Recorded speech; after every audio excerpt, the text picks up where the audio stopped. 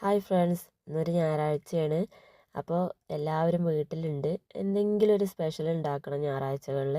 ഇന്ന് ബിരിയാണിയാണ് ഉണ്ടാക്കിയിട്ടുള്ളത്, ചിക്കൻ ബിരിയാണി.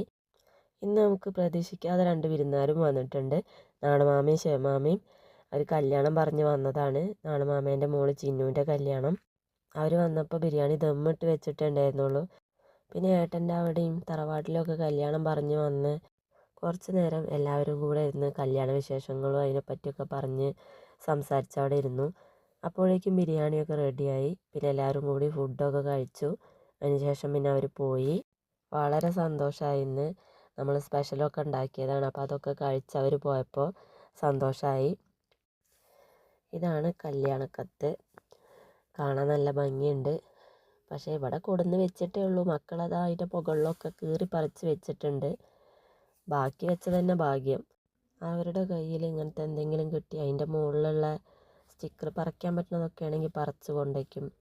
ഗണപതിൻ്റെയൊക്കെ സ്റ്റിക്കർ ഉണ്ടാവും ഇതേപോലെ മുകളിൽ ആ വട്ടത്തിൻ്റെ അതുപോലത്തെ സ്റ്റിക്കറുകൾ ഉണ്ടാവും. എന്നിട്ട് അതൊക്കെ പറിച്ച് കൊണ്ടുവയ്ക്കും, ചുമരുമേക്ക് ഒട്ടിച്ചേക്കും. അതുവിൻ്റെ കയ്യിലാണ് കത്തിയിട്ടുണ്ടെന്ന് വെച്ചപ്പോൾ 4 കഷ്ണാക്കിയിട്ടുണ്ടാവും. പിന്നെ അത് കാണാൻ കിട്ടില്ല.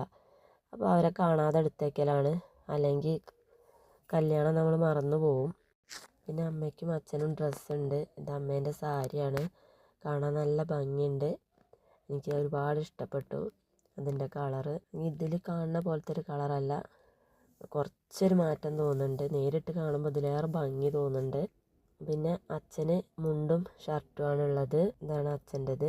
അപ്പോൾ ഇന്നൊരു കുഞ്ഞു വീഡിയോ ആണ്.